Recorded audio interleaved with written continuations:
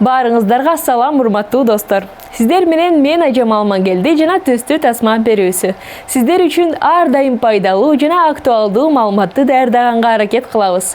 Бүгүнкү чыгарылышыбызда Бишкекте өткөн окуялар жана башка кызыктуу жаңылыктар менен бөлүшөбүз. Бизди аягына чейин көрүңүздөр. Жакында Бишкекте марихуананы легалдаштыруу боюнча эл аралык конференция өттү. Профессор алкоголизмге жана баңгичиликке каршы күрөшүү боюнча көптөгөн эл аралык уюмдардын мүчөсү. Медицина илимдеринин доктору Жеңишбек Назаралиев бул идеяны сунуштап, аны жакшы жактары жөнүндө айтып берди. Кененирээк кийинки видеодо.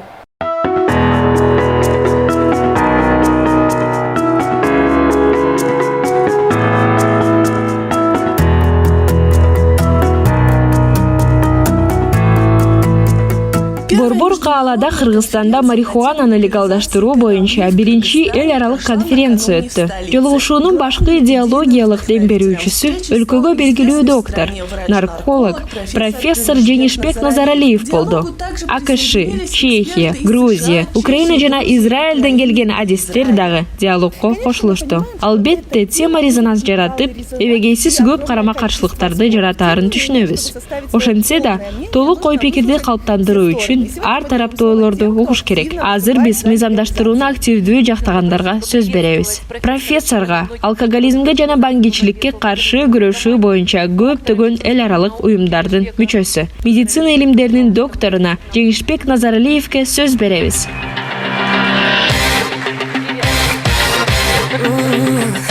Конференцияны баңгичиликтен тышкары акыл эс Дүйнөлүк лигасынын президенти профессор Жеңишбек Назаралиев ачты. Ал өз сөзүн Кыргызстан 2020-жылы катуу экономикалык жана социалдык кризиске туш болгонун айтуу менен баштады. Көйгөйлөрдү чечүүгө жардам берүү үчүн дарыгер техникалык, медициналык жана рекреация максатында марихуананы сунуштайт. Назаралиевдин айтымында бул жумуш орундарынын санын жана салыктык кирешелерди көбөйтөт. Мындан тышкары, кендир өлкөнүн жеңил жана тамак-аш өнөр жайына киргизилсе, анда импортко болгон көз карандылык төмөндөйт. Ошондой эле конференциянын спикери коррупцияга каршы күрөшүүнүн алкагында марихуананы декриминалдаштырууну жактайт. Если взять Элибиздин турмушу оор жана тикендүү болгон. Советтер Союзу кулагандан кийин 91-жылы эгемендүүлүккө ээ болгон Кыргыз Республикасы толук маанисинде мамлекет катары орун ала алган жок. Кыргыз саясатчылары конституцияны бир нече жолу жаңылап, чексиз референдумдарды жана курултайларды өткөрүштү. Швейцариялык жана малайзиялык модельдердин өнүгүү жолдорун түзүшкөн. Бесконечные референдумы и курултаи выбирали и намечали пути развития по швейцарской и малайзийским моделям. Ал эми дүйнөдө кандай? Марихуананы өстүрүүгө, сатууга жана колдонууга уруксатты биринчи киргизген өлкө 2013-жылы Уругвай болгон. Ал эми 18-жылдын октябрь айында легалдаштыруу Канадага келди. 30 өлкө марихуананы жарым-жартылай колдонууга уруксат берди. Атап айтканда, АКШ, Бразилия жана Испания, Россияда, Израилде, Түркияда жана башка 11 мамлекетте марихуананы медициналык максаттарда гана колдонууга уруксат берилген. Единственная из стран, которые я знаю, вот, чтобы они... Марихуана рыногын легалдаштыруу жана ишке киргизүү процессинен оңой өткөн жалгыз өлкө Чехия болгон. 2013-жылы медициналык каннабис эч кандай оорчулуксуз жана чыр-чатаксыз абсолюттук түрдө легалдаштырылган. Адамдардын психологиялык жагынан белгисиз бардык нерседен корккондуктан дээрлик бардык өлкөлөрдө бул процесс бирдей өтөт. Бизде Украинада колдонуу тажрыйбасы бар. 10 жылга жакын убакыттан бери адамдар аны жеп, кийим, кездеме, май жана көптөгөн буюмдарды жасап келишет. Эгер жаңылбасам, анда марихуанадан 25 000ден ашуун буюм жасалышы мүмкүн. Едят ее и строят, и делают одежду, ткани, масло давят, топливные пелеты и многие продукты. Там, если мне память не изменяет, вроде 25 000 наименований из конопли можно делать разные продукции. Марихуананы өстүрүүгө уруксат берген экономикалык пайда жөнүндө жалпысынан түшүнүктүү. Бирок легалдаштырууга каршы чыккандар үчүн албетте калктын жумшак баңги заттарды колдонуусунун көбөйүшү негизги аргумент болот. Потребление легких наркотиков населением. Я хочу сказать, что я пролечил 18 тысяч больных наркоманией со всего мира. Мен дүйнөнүн төрт бурчунан келген 18 000 баңгелик менен ооругандарды дарылаганымды айткым келет. Адамдар ар кандай оору түрлөрү менен жатышкан. Героин, кокаин, амфетамин, синтетикалык баңгизаттар, анын ичинде алкоголиктер. Бирок марихуана менен ооруган 18 000 бейтаптын ичинен 5 адам гана болгон. Ошондуктан биздин кыргызстандыктар наркомандарга айланып калышпайт. Марихуанага байланыштуу баңгизат деген сөздүн өзү да колдонуудан чыгып кетиш керек. Анткени 2-3 ай мурун Бириккен Улуттар уюму марихуананы баңгизаттардын тизмесинен алып салган. Мен дагы бир нерсени айтат элем. Биздин кыргыз бир тууган эч качан спирт ичимдиктерин ичпеши керек. Эгерде ушинтип карай турган болсок, анда биздин бардык аймактар 90%га толугу менен алкоголдук ичимдерди ичет. Бүгүнкү күндө өлүмдүн 90% алкоголизм менен байланыштуу. Бирөө алкоголизмден көз жумса, туугандары аны жашырышат. Инфаркттан, инсульттан жана башка кээ бир ооруудан дешет. Алкоголизм өзү өтө олуттуу кесепеттерге алып келет. Булар авариялар, бул кылмыш. Марихуана эгерде ал биздин өлкөгө киргизилсе, алкоголизмге каршы турууга жардам бериши мүмкүн деп айткым келет. Сам по себе несет очень тяжелые последствия. Это несчастные случаи, это преступность. Я бы хотел сказать, что именно марихуана, если она будет внедрена у нас, может помочь в борьбе с алкоголизмом.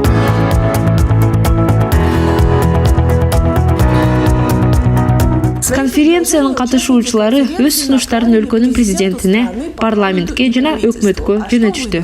Сиз бул жөнүндө кандай ойдосуз? Татьяна Джамалова, Бекболот Асанакунов. Специально для ТВ1 KG.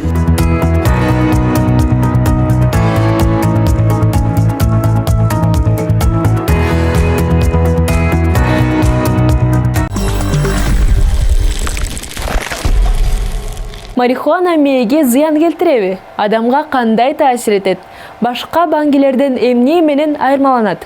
Бул суроолорго кийинки видеодо кыска жана нуска айтып беребиз. Көңүлүңүздөрдү буруңуздар.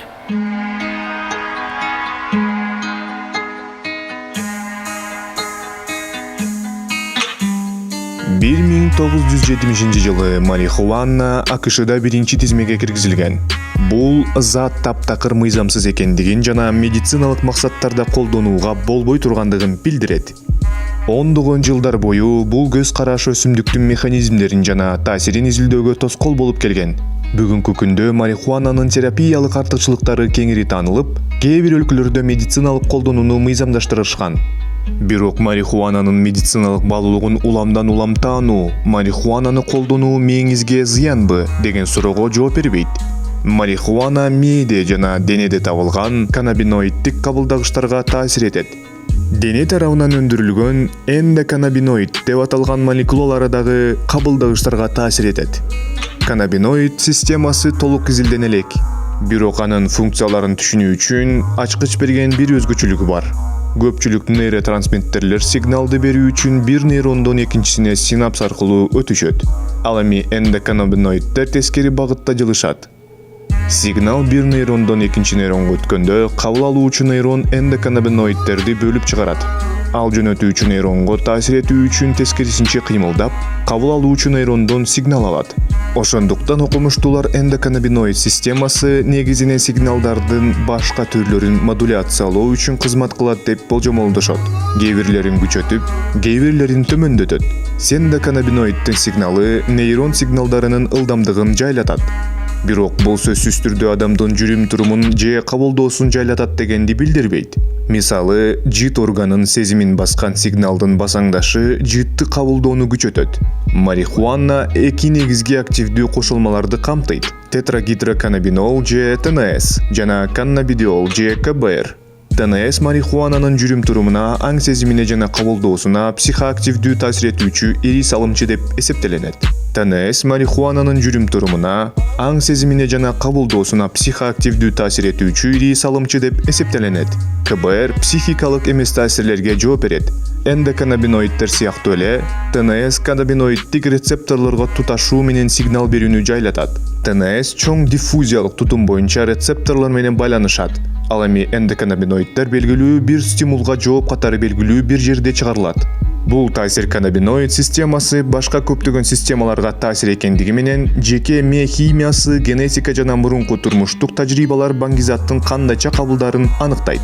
Бул башка дары-дармектерге караганда марихуана менен иштейт. Ошентип зыяндуу таасирлер адамдарда ар кандай болот. Жана марихуананын кандай зыяндуу таасирлери бар экендигин так билбесек дагы алардын пайда болушу боюнча тобокелдик факторлору бар. Эң ачык тобокелдик фактору бул курак. 25 жашка чейинки адамдарда каннабиноиддик рецепторлор улгайган адамдарга караганда ак заттарда көбүрөөк топтолгон. Ак зат окуу, эс тутум жана эмоция процесстерине катышат. Марихуананы көп колдонуу ак заттын өнүгүшүн бузуп, мээнин жаңы байланыш түзүшүнө таасирин тийгизиши мүмкүн. Ал окуу жана чечим кабыл алуу жөндөмүнө доо кетириши мүмкүн. Бул зыян канчалык деңгээлде олуттуу жана калыбына келтирилиши мүмкүн экени азырынча белгисиз. Адам канчалык жаш болсо, терс таасирдин коркунучу ошончолук жогору болот. Мисалы, 15 жаштагы өспүрүм үчүн 22 жаштагыга караганда марихуананы колдонуу кыйла коркунучтуу. Марихуана галлюцинацияга же параноиддик элеске алып келиши мүмкүн. Бул марихуанадан улам пайда болгон психоздун белгилери. Булар адатта дары токтотулганда чечилет. Бирок сейрек учурларда туруктуу психоз сакталат. Шизофрения сыяктуу психикалык оорулар үй бүлөдө бар болсо, бул таасир этүүчү бир фактору болуп эсептелинет. Марихуанага байланыштуу психоз көбүнчө жаштар арасында кездешет. Психопатологиялык шарттар адатта ар кандай куракта байкаларын белгилей кетүү керек. Марихуана психикалык бузулуунун катализатору болуп саналабы? Же марихуана адамдагы болгон абалды жөн гана бошотобу? Азыркы учурга чейин белгисиз бойдон калууда.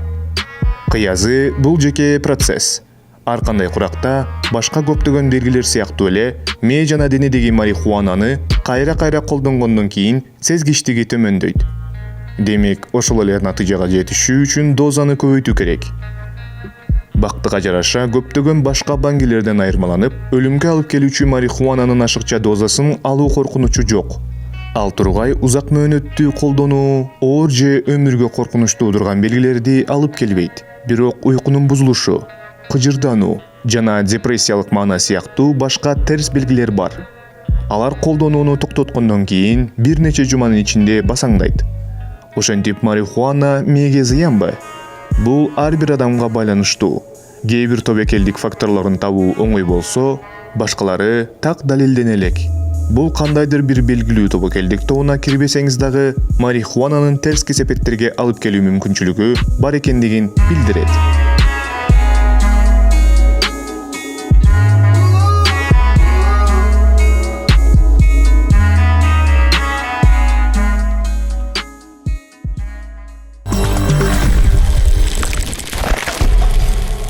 Жеңишбек Назаралиев сунуштаган идеяга көз караштар ар кандай болду.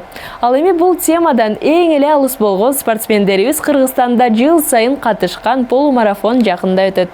Бул тууралуу кененирээк кийинки видеодо.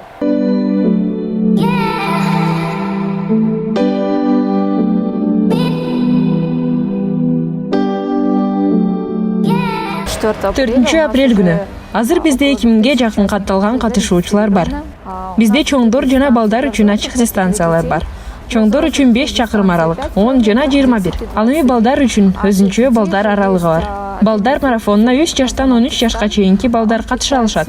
Алар 100, 200 жана 500 метр аралыкты тандай алышат. Баарынан маанилүүсү, ар бир катышуучу, башкача айтканда, финишке чыккан ар бир бала чоңдордукундай эле чыныгы медалын алат. Настоящую медаль финишера.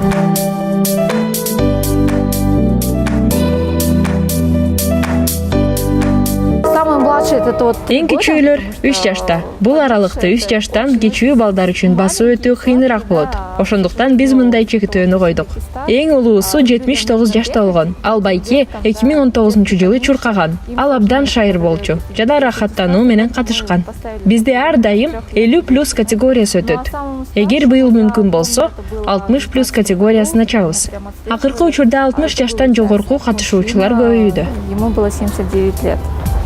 И участвовал он бодро, с удовольствием. У нас всегда была категория только 50+. В этом году, если мы сможем, уже будем открывать категорию 60+, потому что желающих именно бегунов, кому старше 60 лет, уже становится больше.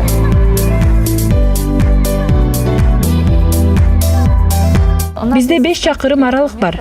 Негизинен ага 14 жаштан баштап катыша алышат. Бирок албетте даярдыкты жана машыгууну азыртан баштоону суруштайт элем. Анткени дивандан дароо марафонго чуркоо ден соолукка өз кесепетин тийгизет. Кандай гана спорттун түрү болбосун, ден соолукта айрыкча жүрөктө кандайдыр бир көйгөйлөр болсо, анда чуркоого тыюу салынат. Ошондуктан биздин вебсайтта каттоодон мурун докторго кайрылып, андан уруксат алып, андан кийин машыгууну баштоо керек. Больше связаны с кардио, сердцем, то бег он запрещен, да, поэтому перед тем, как зарегистрироваться у нас на сайте, необходимо пойти к своему врачу, осмотреться, показаться, получить от него такое, так сказать, благословение и разрешение, и потом уже начать потихоньку тренировку.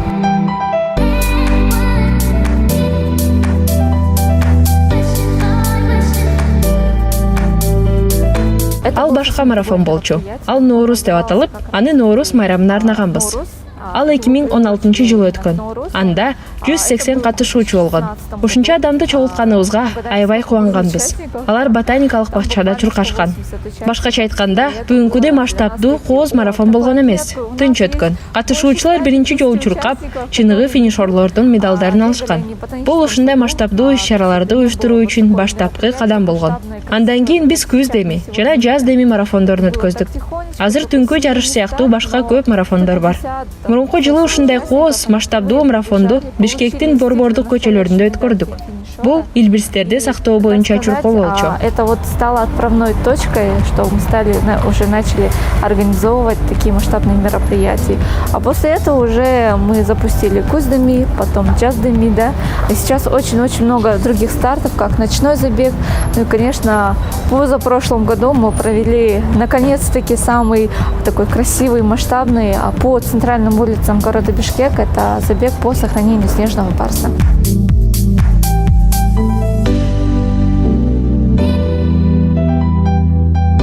Наш идеал, конечно, это... Биздин идеалыбыз бул Токио, Чикаго, Бостонда өткөн сыяктуу марафондорду өткөрүү. Алар 40 000 катышуучуну 42 чакырым аралыкка чогултушат. Ошондой эле албетте, биз алматылык кесиптештерибизден үлгү алабыз. Алар бул кыймылды 8 жыл мурун Алматыда башташкан. Чуркагысы келгендер анчалык көп болгон эмес. Көчөлөр жабык болгондуктан тургундар тарабынан көптөгөн түшүнбөстүктөр болгон. Бирок бүгүнкү күндө ал жакта 17 000ден ашуун адам каттоодон өтүп жаткандыгын көрүп жатабыз. Жолдор тосулса дагы жашоочулар буга түшүнүү жана колдоо менен мамиле кылышат. Биздин максатыбыз тургундарыбыз бизди жөн гана карабастан, биздин жарыштарды колдоп, чогуу катышуусу. И жители к этому относятся с пониманием, они наоборот поддерживают. И наша цель тоже дойти до этого, чтобы не просто жители смотрели, наблюдали, они тоже поддерживали, и потом уже через год сами принимали участие в наших забегах. Ушундай адамдар өзүнүн үлгүсү менен айлана чөйрөсүндөгүлөрдү да шыктандырышат. Ал эми күчтүү жана шыктандыруучу инсандар жөнүндө сөз кылсак, кийинки видеодогу айым чындап эле суктанычка татыктуу. Аннанын окуясына көңүлүңүздөрдү буруңуздар. Анна төрөлгөндө колу жок болуп, бардыгын буту менен жасаганды үйрөнгөн. Бирок кош бойлуулук ал үчүн эң оор сыноо болду. 20 жашында Аня кош бойлуу болуп, баласын жалгыз тарбиялай тургандыгын түшүнгөн. Достору аны билгенде Аняны төрөбө деп айнытып жатышты. Дарыгерлер тажрыйбанын жетишсиздигинен улам төрөттөн баш тартышты. Алар колу жок кичинекей кош бойлуу аял үчүн жоопкерчиликти алгандан коркушкан. Аня баланы кармоону үйрөнүү үчүн өзүнө куурчак сатып алган. Ал аны тамактандырууга жана жалаяктарын алмаштырууга машыккан. Анянын курсагы чоңойгондо ага буту менен бетине жетүү кыйын болуп калды. Ал баланы курсагынын ичинде алгач жолу сезгенде ыйлаган. Дарыгерлер төрөй албай тургандыгын айтышып, мен бутумду кыймылдата албай, уулумдун төрүлүшүн өткөзүп жибермекмен деп айткан. Дарыгерлердин божомолдоруна карабастан Аня төрөдү. Бирок ымыркайды кароо курчакка караганда бир нече эсе оор болгон. Биринчи жылы мага апам, андан кийин 1 жаштагы уулум жардам берди. Уулу чоңойгондо эниси жөнүндө көптөгөн суроолорду беришкен. Бирок Аня бала бакчага жана мектепке презентация өткөрүү үчүн барып баштаган. Өзү жана чеберчилиги жөнүндө айтып берип, ал балдар үчүн баатыр болуп калды. Мага дагы деле шымдын же пальтонун топчусун топчулаганга кыйын. Аня кыйынчылыктарга карабастан баары мүмкүн экендигин билет. Айрыкча жанында сага ишенген адам болсо. Аня үчүн ушундай адам анын апасы. Апам менин эң чоң таянычым. Ал ар дайым жанымда болгон. Мен төрөлгөндө ал таң калган жана корккон. Ал учурда УЗИ жок болчу. Апам колу жок баланы көрөм деп күткөн эмес. Апасы Аняга буту менен бардык нерсени жасоону үйрөтүп, ал жыгылып калса жүрөгү түшчү. Мага чейин ал колу жок балдарды көргөн эмес. Менин оюмча ал корккон. Бирок ал эч качан муну көрсөтпөй мага бактылуу балалыкты тартуулаган. 8 жашында Анянын сол буту өспөй калып, оң бутунан кыска болуп калган. Аняга бутту узартуу боюнча операция өтүп, узак реабилитация болуш керек болчу. Бардыгын жаңыдан үйрөнүшүм керек эле. Апам болсо мени жашоомдо кыйынчылыктарды көтөргөнгө жардам берди. Ал менин энем болгонуна жана мен өзүм эне болушума жардам бергенине ыраазымын. Андан бери көп жылдар өттү. Азыр Аня бактылуу эне, жашоого жана апасына ыраазы. Көпчүлүк үчүн күнүмдүк буюмдар Анядан эбегейсиз күч аракетти талап кылганына карабастан, ал эч нерседен чөгүп кетпөөнү жана бардык нерсеге чыгармачыл мамилени колдонууну үйрөндү. Артриттин айынан тизесин алмаштыруу операциясы жасалат. Бирок Аня апасы менен уулу ага жардам берет деп ишенет. Ал эми оорудан кийин анын ден соолугу жакшырат. Аня тамак жасап, үй тазалап, макияж жасап, унаа айдайт. Ал мектептин китепканасында ыктыярчы болуп иштейт. Балдарга жардам берет. Аня өзүнүн YouTube каналы үчүн видео тартканды жакшы көрөт жана өз жазуучуларын кубантып, таң калтыруу үчүн ар дайым жаңы нерселерди үйрөнүп турат. Аня жакында сүрөт тартуу менен алектенип жана эмеректерди чогултууну үйрөндү. Бирок анын эң чоң жетишкендиги бул эне болуу. Төрөгөндөн кийин ал өзүн күчтүү, толук кандуу аялдай сезди.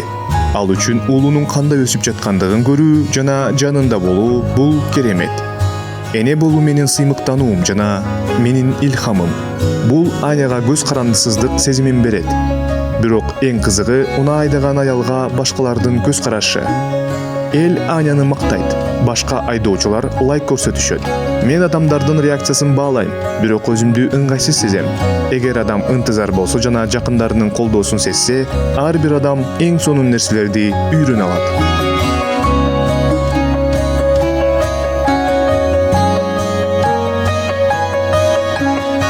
А сизге оор күндөрдө эмнеден берет?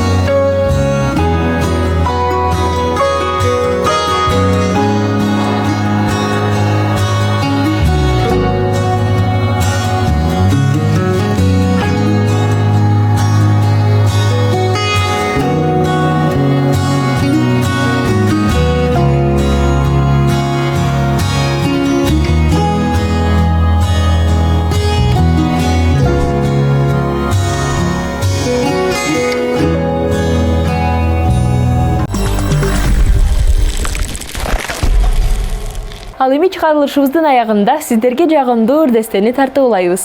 Бул ыр маанайыңызды көтөрүп, сиздерге позитивдүү түрдө таасир этет деп үмүттөнөбүз.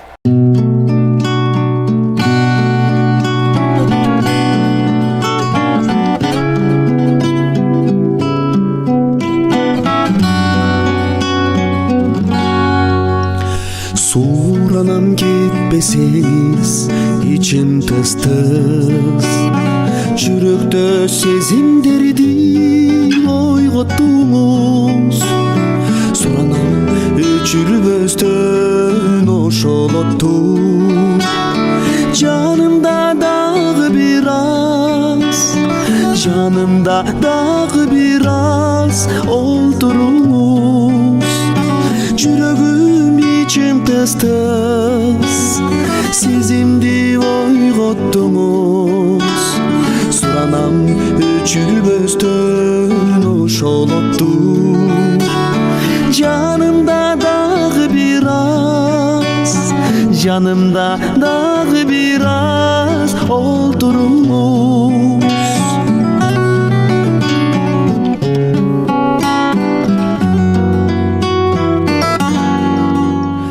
Süylöңүз şirin eken sözlörüңüz, тиктеңиз назик экен көздөрүңүз, суктанып жүзүңүзгө тигилейин. Айтылсын жүрөктөгү, айтылсын жүрөктөгү сөздөрүңүз. Ай жүрөгүм ичим тас-тас, сезимди ойготтуңуз. Суранам өчүрбөстөн ошол отту, жанымда дагы бир аз, жанымда дагы бир аз олтуруңуз.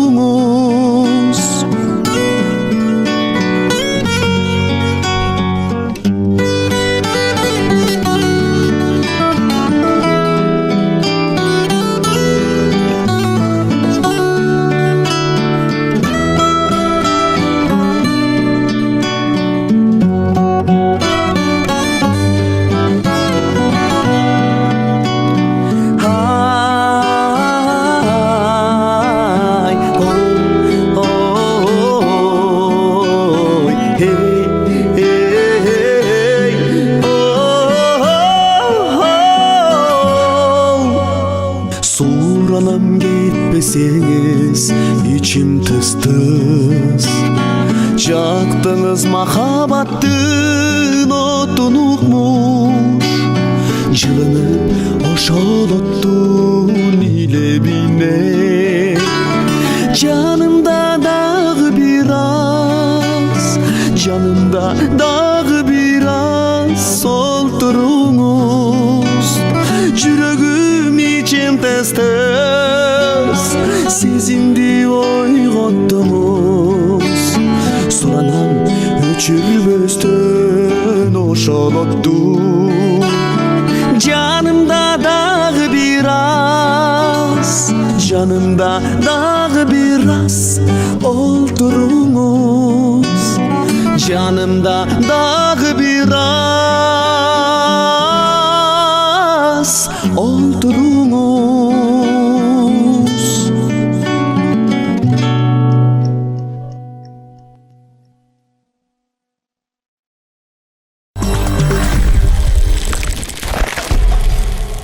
Ушинтип биздин түстүү тасма берүүбүздүн чыгарылышы аяктады. Сиздер менен коштошобуз жана дүйнөдө болгон бүт жакшылыктарды каалайбыз.